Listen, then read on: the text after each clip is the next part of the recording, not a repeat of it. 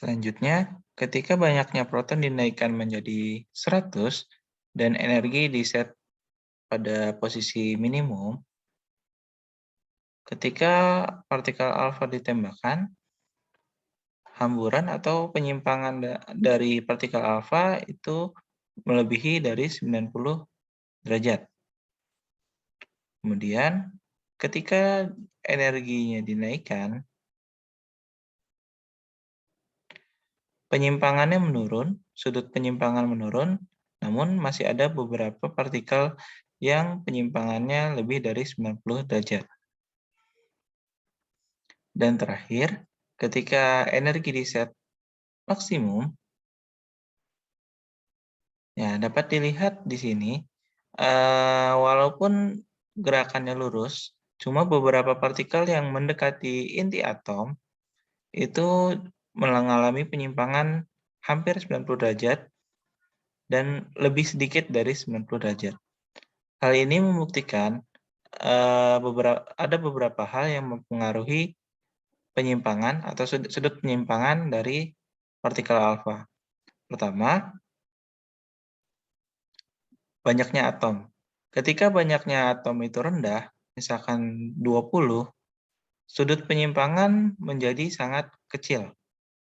Mengapa? Karena inti atom atau proton yang sedikit itu akan memberikan gaya tolak yang juga kecil, sehingga sudut penyimpangannya juga akan kecil. Kemudian, ketika banyaknya atom sangat banyak, seperti tadi 100, penyimpangannya juga akan semakin besar. Hal ini dikarenakan makin banyaknya proton yang ada di inti atom, gaya tolak dari inti atom sendiri terhadap partikel alfa juga akan semakin besar. Itu kesimpulan yang pertama. Yang kedua, jika kita membandingkan energi, pada saat energi minimum, energi partikel alfanya minimum, sudut penyimpangannya akan besar. Kemudian, ketika energinya maksimum, makin lama makin mengecil sudut penyimpangannya. Jadi, dapat jika dibuat grafik,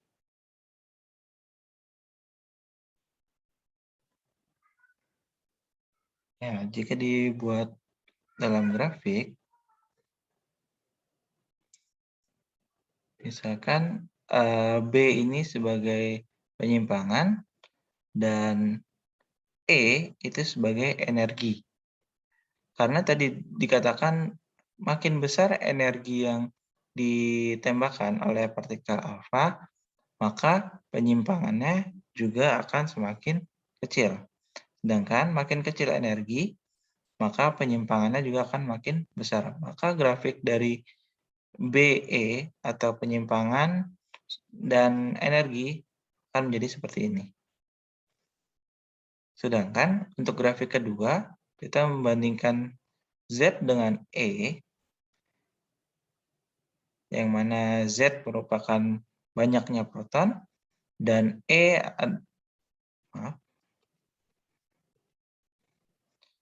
Z banyaknya proton, dan B merupakan penyimpangan dari partikel alfa. Dari hasil yang tadi kita praktikkan, makin banyak proton yang terdapat pada inti atom, maka makin besar pula penyimpangan dari partikel alfa. Maka grafiknya akan menjadi seperti ini. Nah, jadi terdapat dua kesimpulan.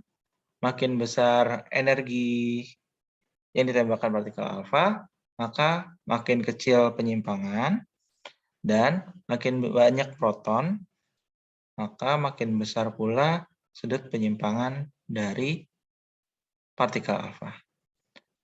Sekian dari kelompok kami. Jika ada kekurangan, mohon maaf. Assalamualaikum warahmatullahi wabarakatuh.